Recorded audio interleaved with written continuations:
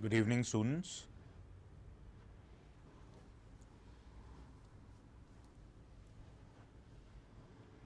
Shaktiraj, good evening.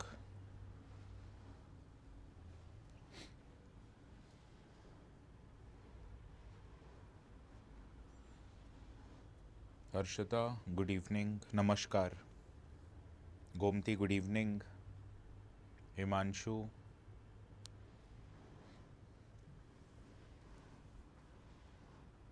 Gomti, there's a river of a same name as yours. You know which city does that river flow? Shreya, good evening.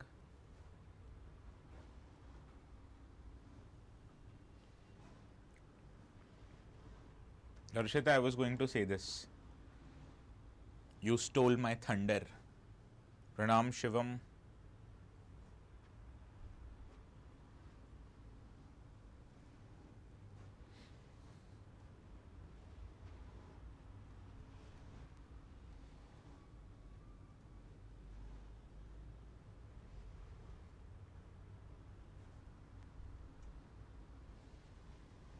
Okay, I will upload them, Harshita. I guess the PPTs are getting uploaded on a daily basis.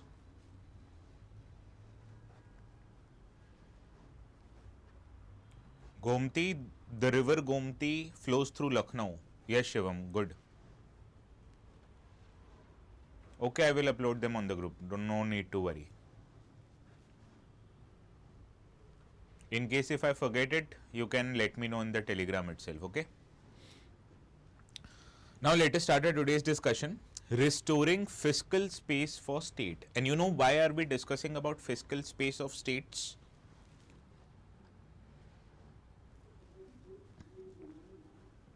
Now GST, which was a reform in the Indian taxation, which was brought by which amendment? Can anyone tell me GST was introduced through which constitutional amendment?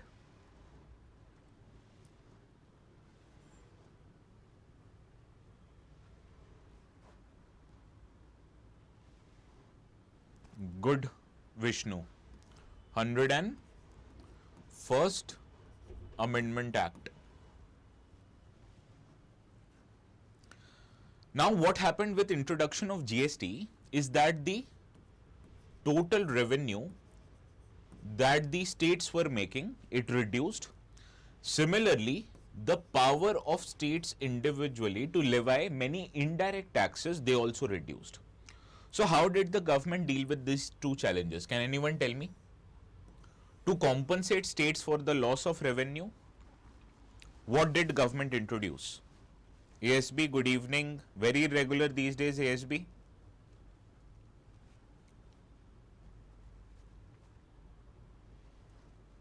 Not SGST. Have you heard of this?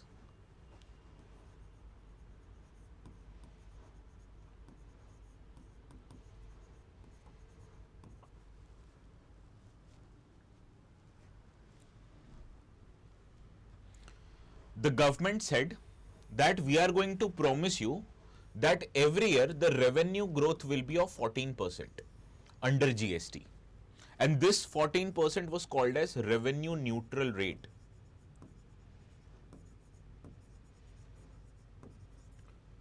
So the union government promised to the state governments that every year the growth of your revenue would be 14% as it was going before. And if you don't get this revenue growth, we will compensate you by providing extra cess. Understood? So this was one of the compensation offered to the state government so that they agree on GST. But this compensation cess obviously would not go on for forever. This started in 2017 and it was for first 5 years up till 2022. Government extend this compensation cess till 2026, but it was to pay back the loans that government had taken earlier to provide compensation cess. You know how this compensation cess was provided? Any idea? With taxation of luxury and sin goods. So the highest tax slab earlier was 28% under GST. So there was cess on many items that was imposed, and this cess money that was collected was given as compensation cess to different states. Any doubts up till now? Any doubts up till now?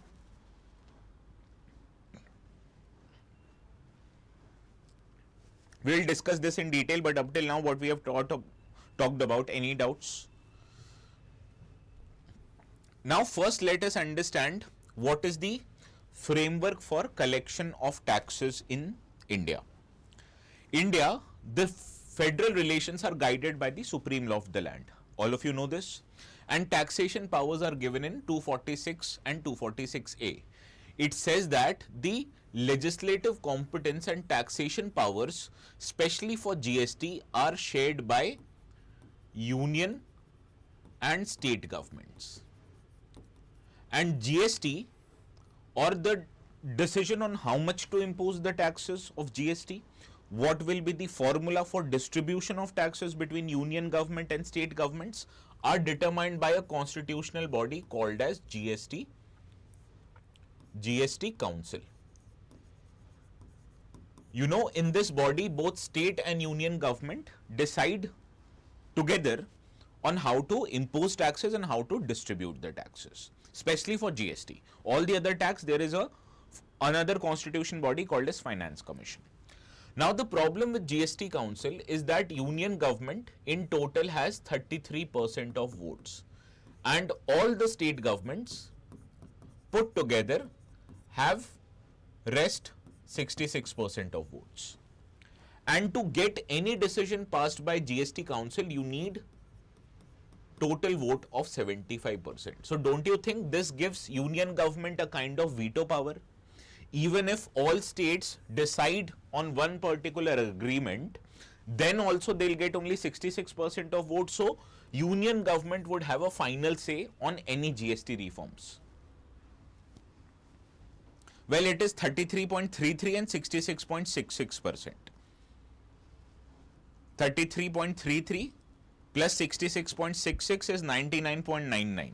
Exactly the same amount of or exactly the same amount which the Dettol destroys the bacteria, or your favorite toothbrush destroys the bacteria in your mouth. Because if you divide 100 by 3, you won't get a perfect number. Simple CSAT.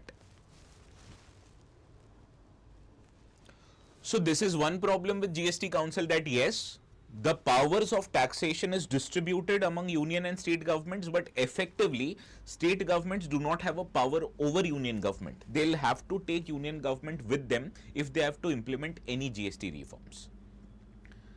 And what used to happen before GST, states had an option to levy multiple taxes like VAT, octroi, entry tax. So states had more autonomy on deciding how much and what they have to tax.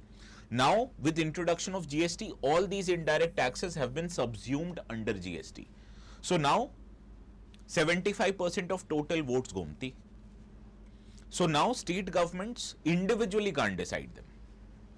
So it has led to erosion of fiscal autonomy. Basically, the autonomy of the states to tax something. Okay? Now, what is the problem that the state governments are facing? First is the centralization under GST. I told you states have lost the power to levy independent indirect taxes. Now it is done by GST Council, and you know the problem with GST Council is that it happens to be dominated by central government. Now GST compensation that was offered was for 5 years only, and after that there has been uncertainty in revenue and limited flexibility with states as respect to planning. So the extra money that they were getting for compensation, now it would be stopped for state governments. What do you think is the problem with cesses and surcharge? Can anyone tell me?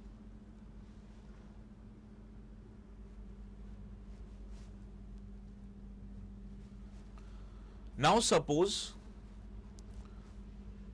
this is the total amount of money that the central government earns through taxation. Understood? Now, whatever money central government earns, it also includes a big portion of it. It is called as cess and surcharge. cess and surcharge are examples of taxes on tax. Okay. Now the problem is that all the money or all the taxation money that the central government earns, it has to share it with state governments. Based on formula given by which body? Who decides how much central government should share it with state government? किसको करना चाहिए decision? बताओ. This is based on the formula fixed by Finance Commission.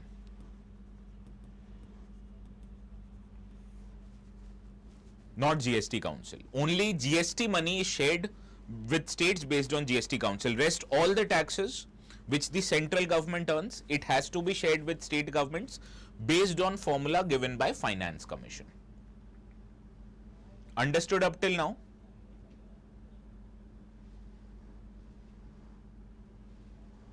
Understood up till now? I know that Diwali hai, dimag slow chal raha hoga. Your mind must be distracted, but please understand, I am also facing the same problems. So if I am taking the class, you also can be very energized in the class. Now the problem with this is, whatever money central government earns through cesses and surcharge, that is not shareable with taxes. So this portion or this part of pizza is not shared with state government. Now tell me, if cesses and surcharge, they increase, the total money shared with central government by state government, will it increase or reduce?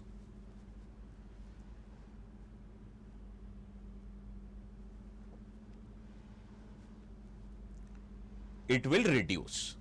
So let me give you a very simple example. How many of you like pizza?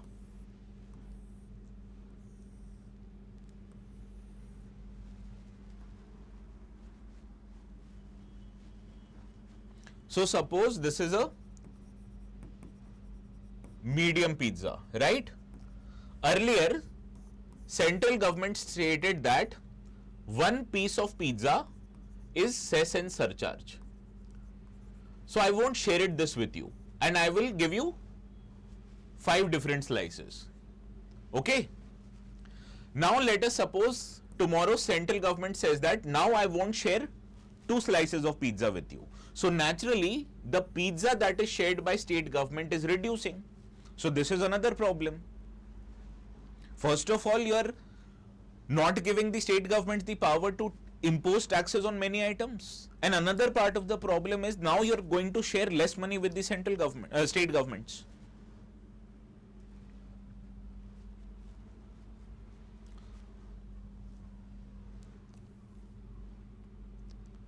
Now, why are state governments dependent on central government for money? Any idea? Why state governments have to depend on central government for sharing of taxes?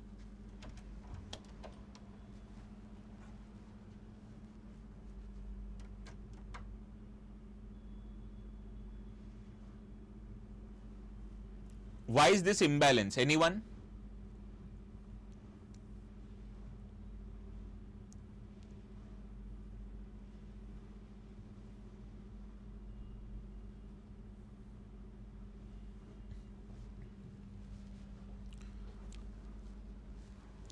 Total tax money that the Indian government collects, 67% of total tax revenue goes to central government. And total government spending in India, more than half of this total spending is done by state governments. So state governments are spending more and earning less. So that is why they'll have to depend on central government for the money. How much is the fact? This is very important. Center collects 67% of tax revenue, but center spends only 48% of money. Whereas states spend total of 52% of government expenditure, but earns only 33% of tax revenue, 1/3. So this is the imbalance, and that is why state government has to ask for money from central government.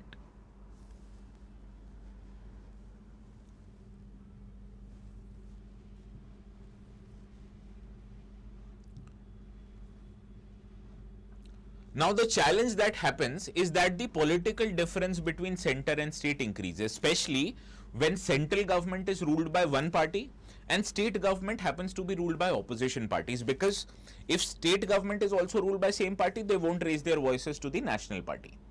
But if state governments like West Bengal, like southern states, when they are ruled by another political party, not a part of central government, they would raise their voices, and this increases political differences. Understood? Any doubts up till now?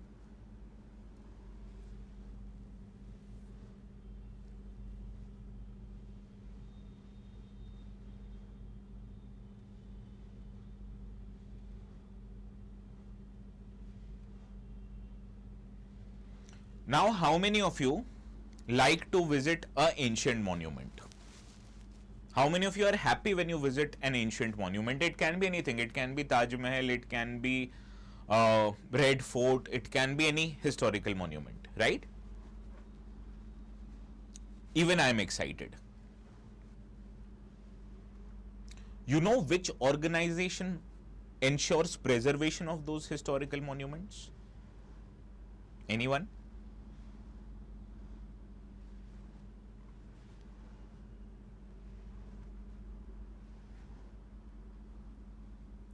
Archaeological Survey of India. It is Archaeological Survey of India is managing more than 3,700 historical monuments. What kind of management is required for these historical monuments? Can anyone tell me? What do you do when you manage these historical monuments?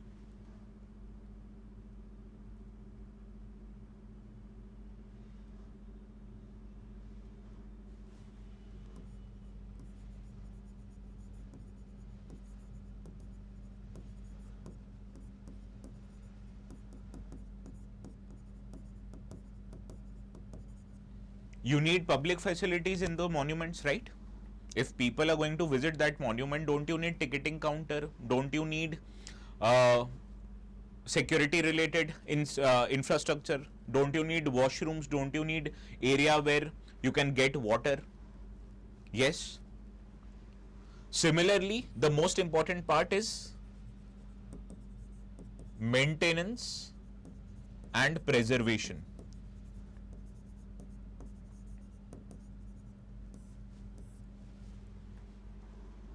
This is probably the more important job of ASI. Yes? Now, if an organization is managing so many historical monuments, don't you think the kind of work it is going to do would be quite large, and it won't have the money required for maintenance and preservation?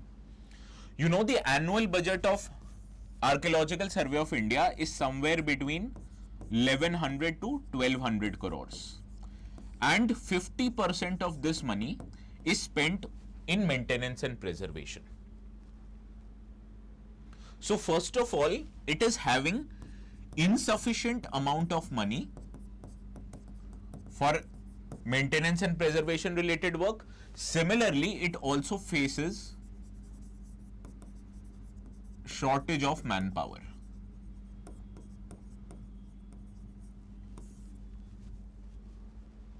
It also faces shortage of manpower. Now, what do you think you can do?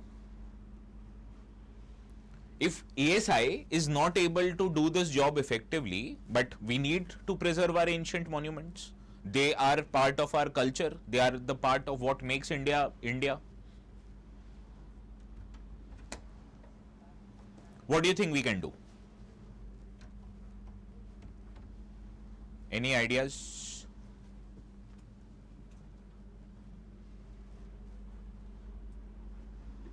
Yes, I get it.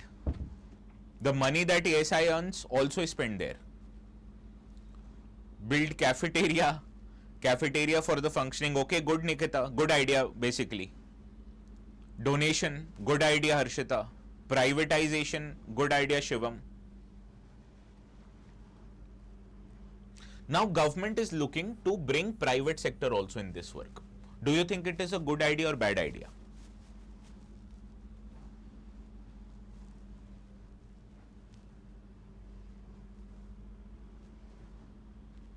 Both. Good answer, Harshita. You know, earlier in 2017, government introduced a scheme called as Adopt a Heritage Scheme. And in this scheme, a private company was made responsible for construction of public facilities in the historical monument. But maintenance and preservation, this work stayed with ASI. So, Adopt a Heritage Scheme wanted the private companies to ensure construction of public facilities like cafeterias, restaurants, washrooms, drinking water facility. Right? Now, government has brought another proposal that we can enlist the help of private sector even for maintenance and preservation related work. And for that, the government is taking help of conservation architects, and these architects would advise private sector for maintenance and preservation related work. So in this regard, the private sector would be responsible first of all for funding the preservation work, and this funding would be a part of private sector CSR obligation. You know what is CSR? Can anyone tell me what is CSR? No, that won't happen in ASB.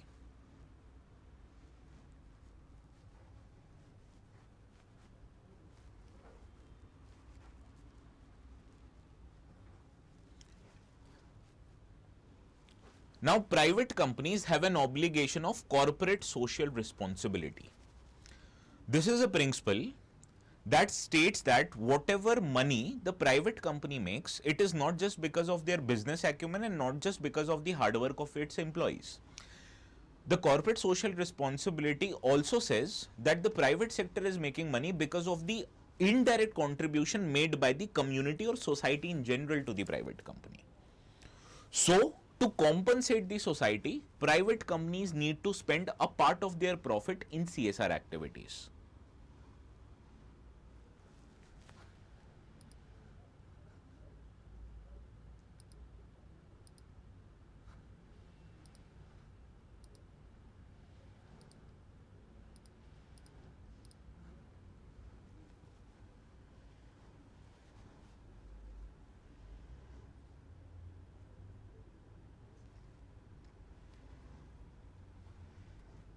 Is the video visible?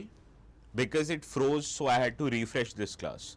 Can you tell me, are you able to hear me and watch me effectively? Okay. Now, as a part of CSR activities, it is an obligation on private companies to share a portion of their profit for benefit of the overall society. So, using the CSR money, private sector does many social work like construction of schools, distributing books, benches to the school, undertaking development of healthcare infrastructure, tourism infrastructure, transport infrastructure, etc. Now, for CSR, the companies have to spend 2% of the net profit that they are making, or average of net profit in the last 3 financial years. So, this is the obligation on companies for CSR. And CSR spending will also be used for funding of this maintenance and restoration and preservation of ancient monuments. So, funding part is given by private sector, and they will work based on the advice of impaneled architects by the government. So, tell me what are good and what are bad aspects of it. If private company starts doing preservation and maintenance work, you tell me what are good and bad aspects of it. Then I will show you.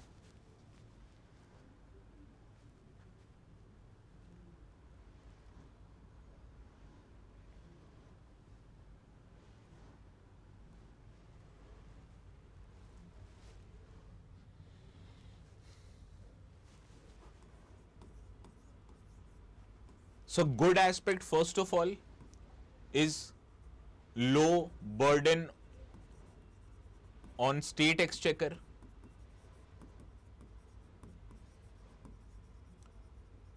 A lot of money is spent on restoration and maintenance. So if private company is providing the funding, it is reducing the burden on state exchequer. Right? Second is efficiency. Private sector is renowned for what? Private sector is renowned for its efficiency.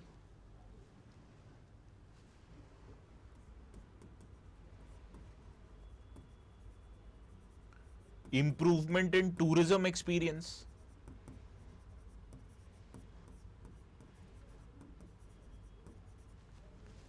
Right? This is another benefit.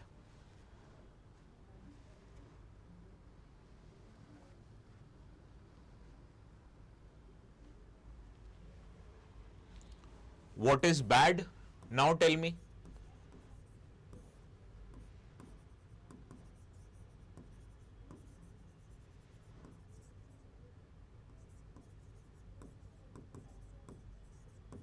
Highest charge for tickets, good.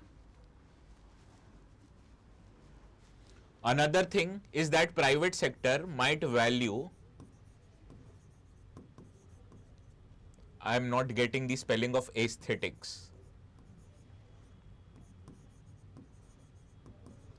Private sector might value aesthetics over heritage. So suppose a part of that building or a part of the wall demolishes or gets destroyed. So private sector must or might want to make it more beautiful. Then it might construct a good wall, but that would do away with the heritage of that building, right?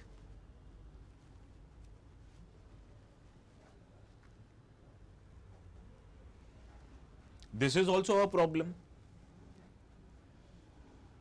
Anything else you can recall? Anything else you can recall?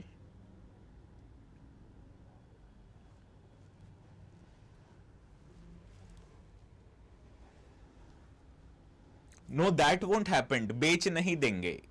Government is not that idiot that it would let private sector sell the heritage and artifacts. That won't happen.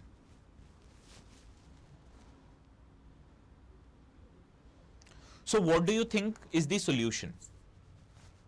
What do you think is the solution?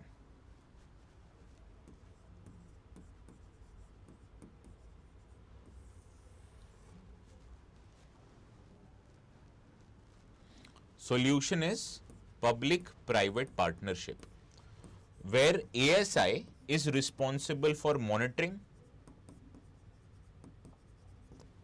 and private sector is responsible for execution. And we can also order independent audit.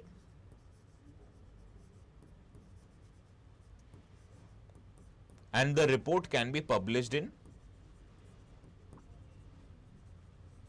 Parliament. This is the solution.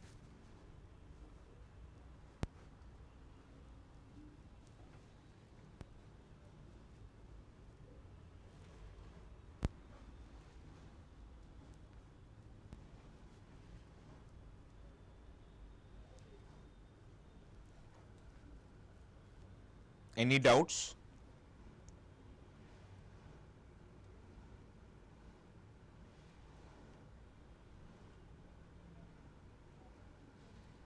So whenever they are going to ask your opinion, you don't say this is not possible or this is very good. You take a very balanced approach. You highlight good, you highlight bads, but more importantly, you'll also have to come up with solutions, because this is what you're going to do later on in your career only. Agree? Middle path, like Gautam Buddha.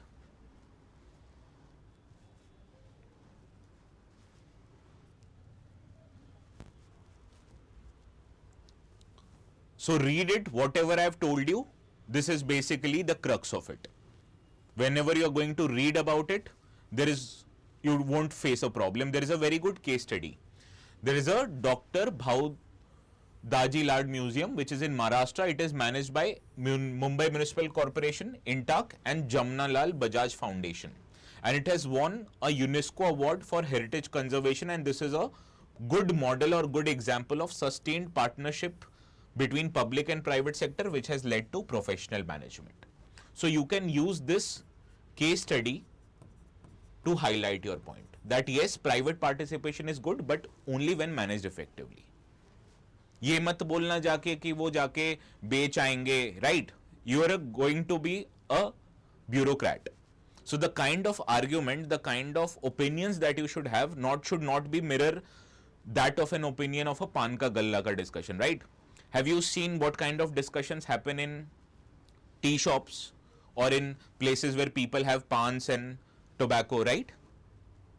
So आपको वो mirror नहीं करना. You don't have to do that. People have extreme views in that. Yes, X party is very good, Y party is very bad, Z party is corrupt. No, you don't have to do that.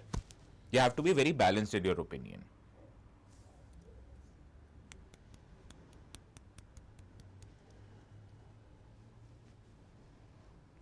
You know, earlier when there was no digital era, there was a very good statement made by Will Smith. You know who is Will Smith? Men in Black wala actor. You know, he made a statement. He said that I was very dumb when I was a kid. And he said that I was dumb, but since there was no internet, so I was dumb in private. And this is the problem with the internet. People might think that Gen Z or the young people are not very smart. It is true. But that did not mean that people who were young earlier, they were very bright. Their dumbness was hidden in private just because internet was not there. Now since internet is there, people are making their opinions public, and now you can think the kind of discourse that is happening in the overall world has decreased, or the level of discourse has decreased.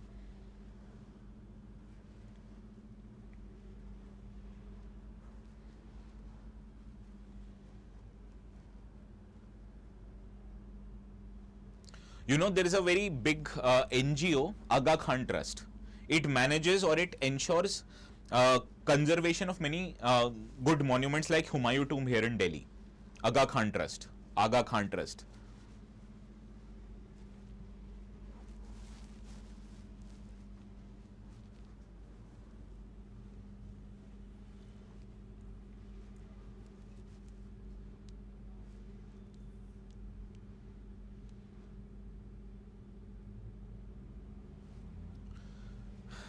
Now IUCN has put Western Ghats and two national parks in India, Manas National Park, which is in Assam, and Sundarban National Park, which is in West Bengal, in the list of protected areas which are showing significant concern.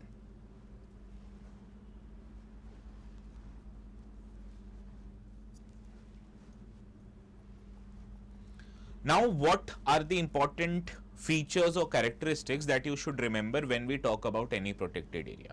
What kind of facts do you think are important from exams point of view? Have you looked at any PYQ?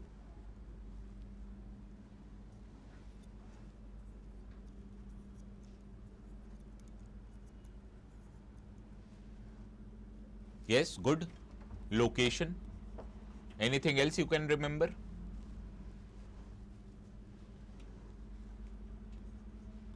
What are the important water bodies? Anything else?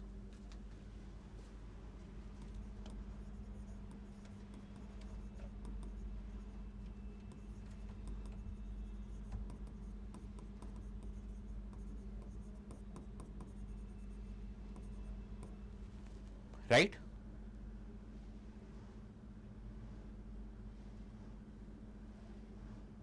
These are the important facts. First, let us talk about Manas National Park. Manas National Park is where? Assam. And it is located in which part of the Himalaya? Which part of the Himalaya? Eastern or western?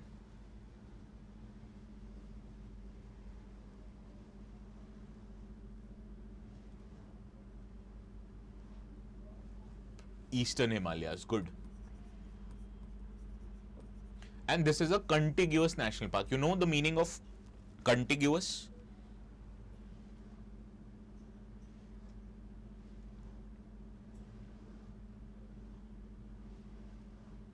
Contiguous means continuing national park. So this national park just not is in India, it also extends to Bhutan. Where is it called as? Royal Manas National Park. And in total there are not 7 but 8 national parks in Assam. The newest national park in Assam is Sikhna Jolao National Park, which is located here between Manas in the west and Raimuna in the east. This is called as Sikhna Jolao National Park.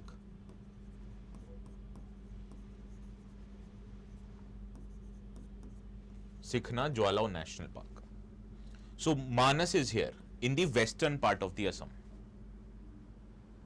What are the important rivers? Manas River is the river which gives this national park its name, and Manas River is a major tributary of river Brahmaputra. Also Beki River flows through it. Beki River is a tributary of Manas. And Manas holds a unique distinction. It is recognized by UNESCO as a Natural World Heritage Site.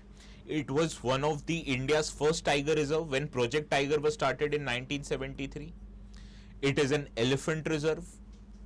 As I told you yesterday, which is the state having highest amount of elephant?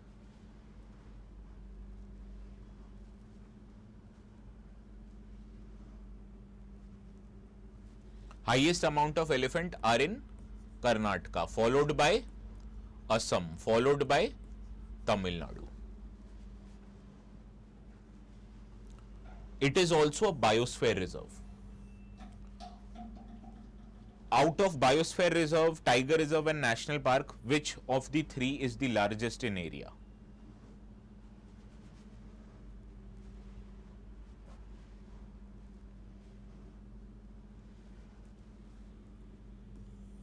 Suppose this biggest area is biosphere reserve, then a smaller geographical area would be tiger reserve, and then would be national park. Biosphere reserve ensures sustainable living of wildlife plus population of humans.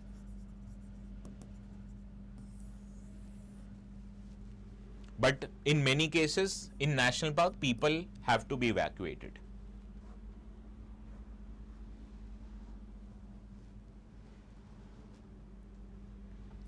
Now, what do you think is the climate in state of Assam? What kind of climate is there in the state of Assam?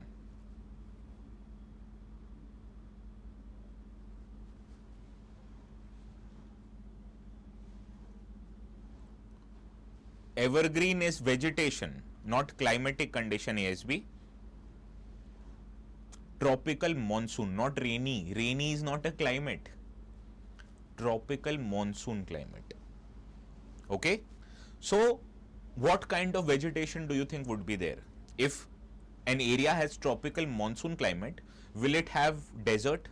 Will it have shrublands, or will it have plants that require less amount of water? No. It would have plentiful of vegetation.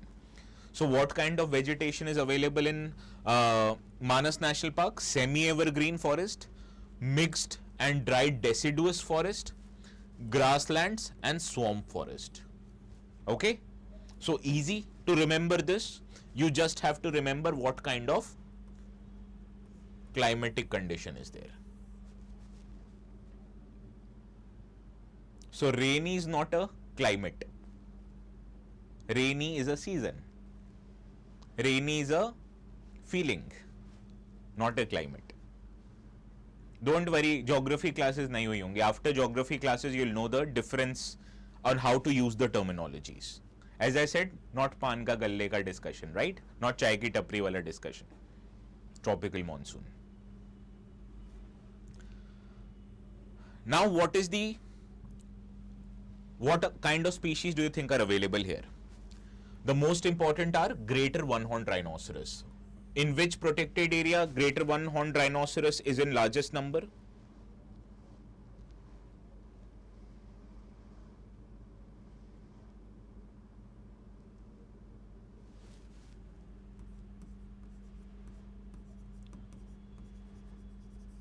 Kaziranga National Park. But it is also present in Manas National Park and Raimuna also. You know, the greater one-horned rhinoceros became extinct in Manas, but in 2007, the government introduced a new population. Now it has plentiful availability of greater one-horned rhinoceros. It also has Asiatic elephants, tigers, clouded leopard. But the most important are the endemic species like pygmy hog. Pygmy hog, you know what is this pygmy hog species? What kind of animal is it?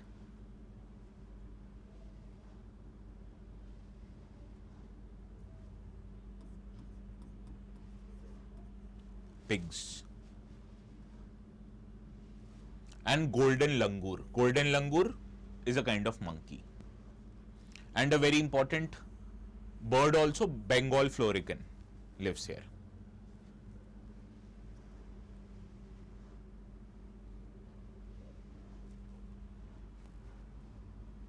I will show you the picture. What's the problem? No problem at all. Let me show you the picture. किसका देखना है picture बताओ? Pygmy hog.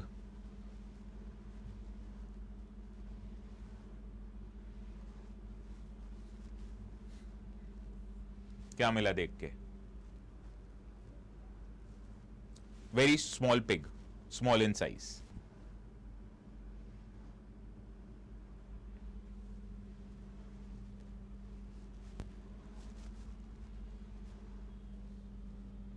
Greater one horn rhinoceros तो पता है ना? Clouded leopard, golden लंगूर, के सब दिखाता हूं आज मैं.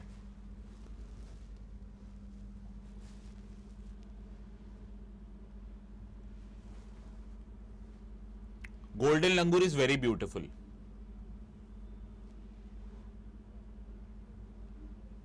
This is golden langur. This is golden langur. And clouded leopard, okay?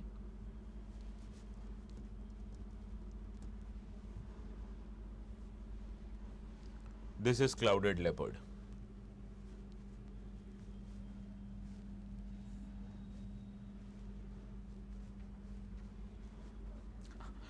Dodo. Discussion का relevant ही दिखाऊंगा. I'll only show you what is relevant in the discussion.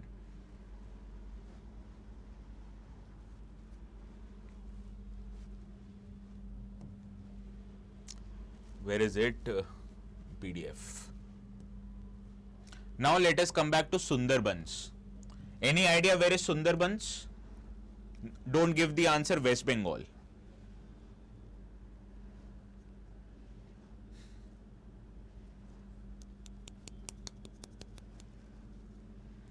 Sundarbans is located in the delta region. You know now what is delta?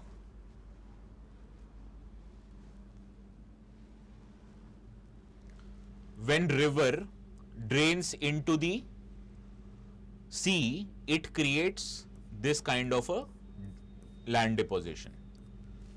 And this is called as a delta. Yes, deposition of a river in a ocean. So it is in delta region in Bay of Bengal where Ganga, Brahmaputra and Meghna rivers they drain. And Sundarbans is largest mangrove forest in the world.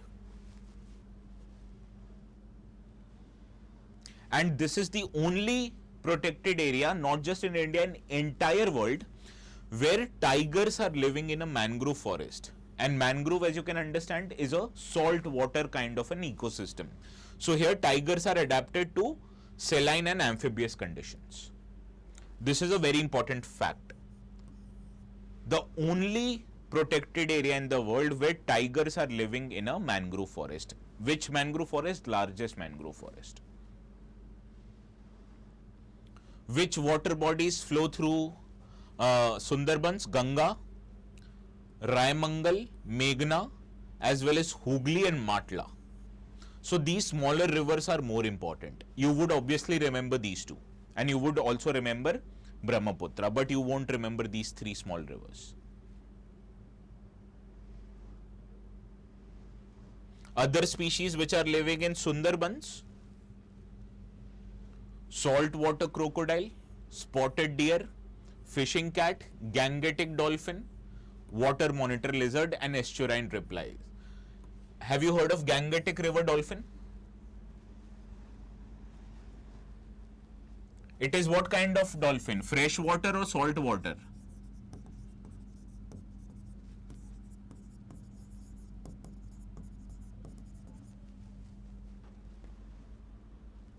Gangetic river dolphin is a freshwater species. You know another name of Gangetic river dolphin? Because of the noise it makes.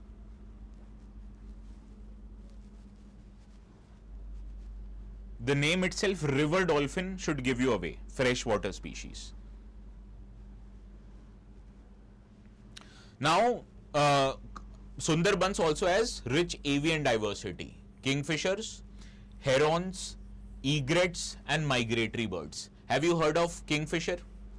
No need to remember. What is kingfisher famous for? Have you heard of herons anywhere?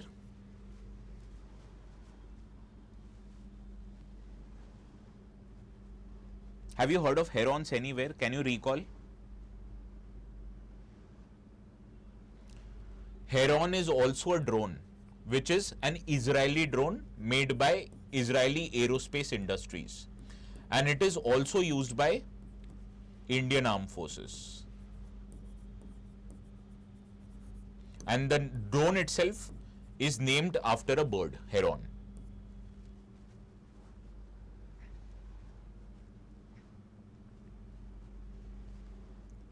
याद रहेगा अब तो? What kind of birds are there?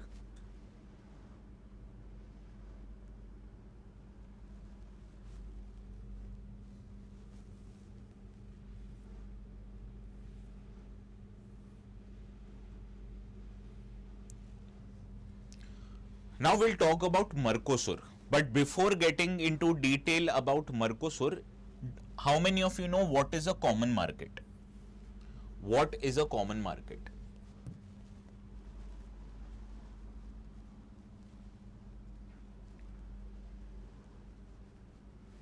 Tell me.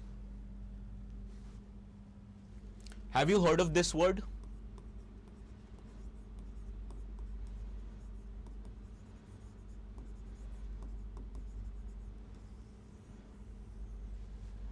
Trade integration. Not Sabzi Mandi, not Sarojini Nagar, not a common market example. I am talking about economy, common market. No, it is not an Asur, Akshay Shankar. First level of trade integration, or how two economies integrate with each other, is called as preferential trade agreement. What? Preferential trade agreement. Write this down. In preferential trade agreement, some economies or two economies would agree to reduce customs duty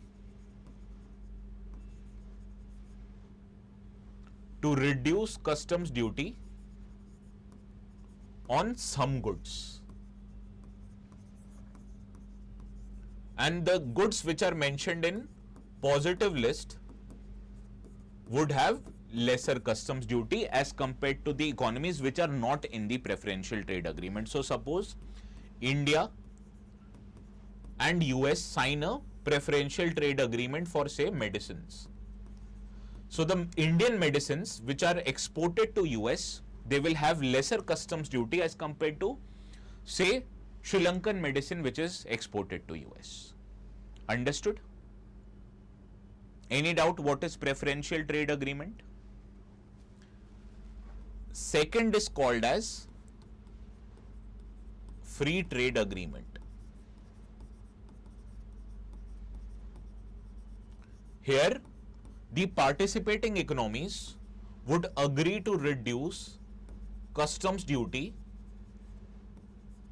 on most of goods, or most of the goods which are traded between them.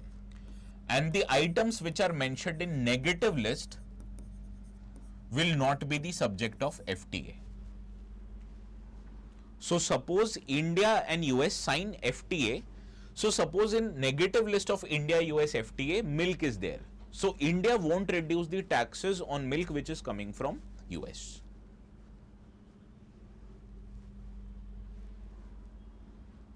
Understood up till now? Not tax-free or low tax, it can be both. You can either reduce tax or you can make tax-free. It is up to you. This is a concession you are offering to the partnered country.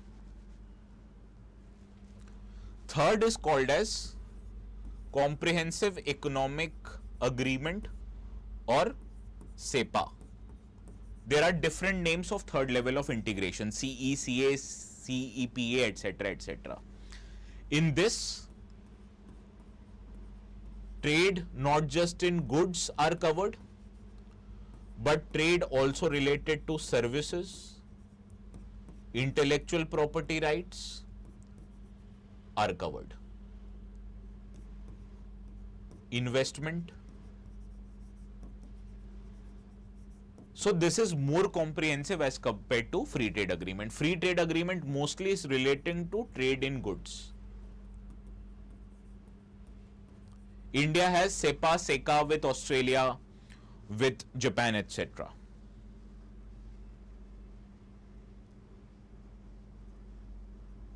Okay.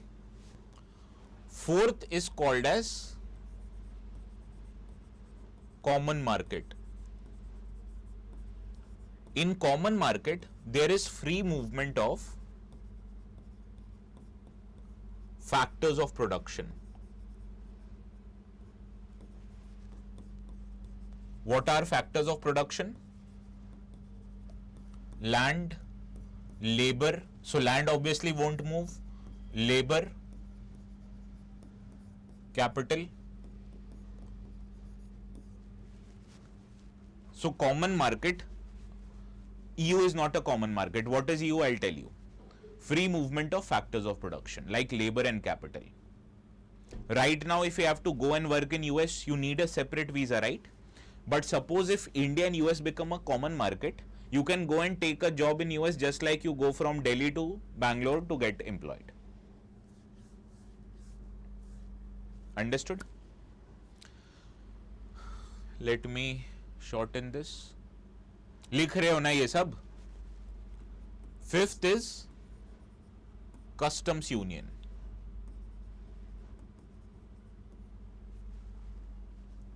Customs union is that when group of countries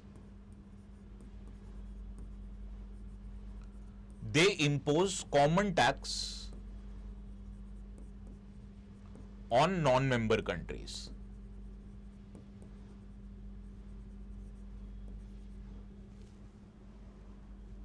Agreed? South African Customs Union, SACU, is an example. So suppose India, Pakistan, Bangladesh, hypothetically, not going to happen, hypothetically they agree to form a customs union. So they decide sitting together on how much tax we should impose on goods coming from non-member countries, let us suppose US. So they would say that wherever the goods from US enter into Bangladesh, India or Pakistan, they would impose a same tax on these, not different. So that is customs union. And the last example is economic union. In economic union, members form a common central bank.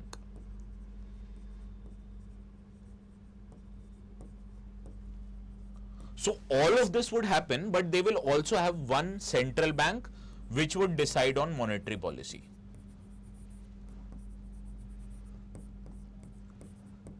European Union is an example of economic union because there is a European Central Bank. And all these countries follow same monetary policy.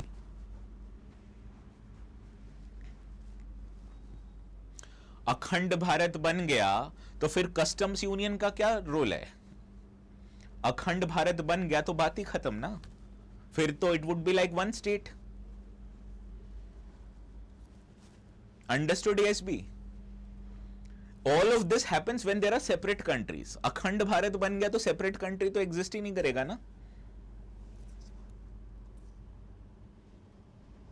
Benefit of that is that different countries are different politically, but not different economically. That is one big economy, European Union. Understood, Harshita? Benefit of that? Money supply would be controlled by one bank. How much loans are available would be at the same rate.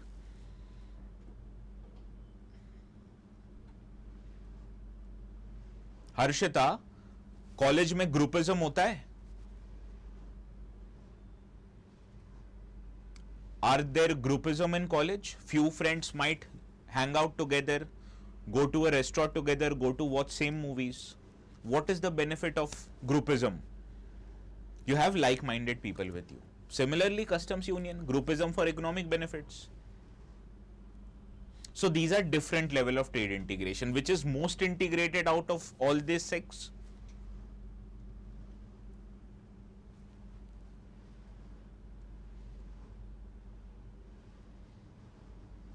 Which is most integrated out of the six? Highest degree of integration between economies? Economic union. So as we move from 1 to 6, the level of integration increases. So PTA is least integrated. You have agreed to reduce or eliminate customs duty only for some goods. And as you move downwards, the level of integration increases. Economic union has benefits of customs union, common market, SEPA, PTA, etc. So in an economic union, they will impose trade policies together. They would have a common market for factors of production that would cover goods, services, IPR, investment, etc. Everything. We have FTA with few countries. We had SEPA with few countries. We are not in common market, customs union, economic union. Why? Because big economies don't take in such a work. छोटे लोग, शेर कैसे रहता है? शेर अकेले रहता है या झुंड में रहता है? Lion and tigers live alone. Dogs and cats live in a group. Small animals.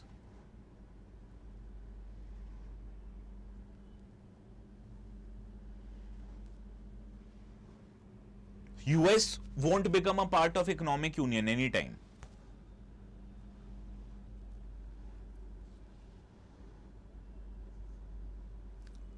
Male alpha tiger always lives alone.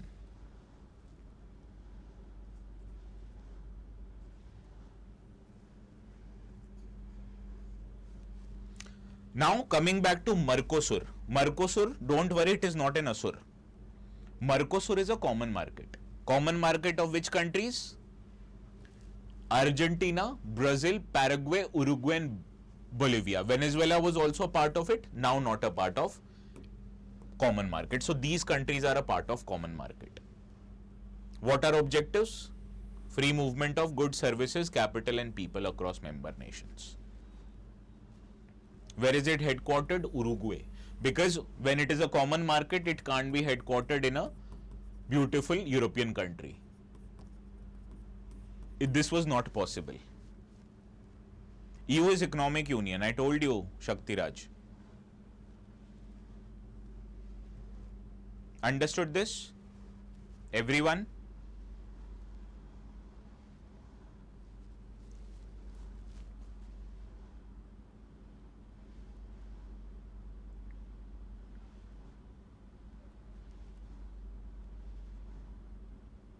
So everyone have a very happy Diwali and a very safe Diwali.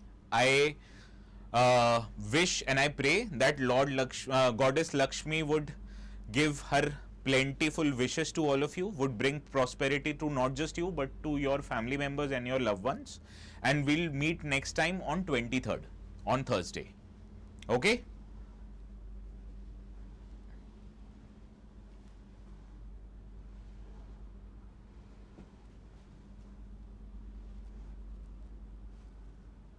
Everyone, have a happy Diwali. Bye bye.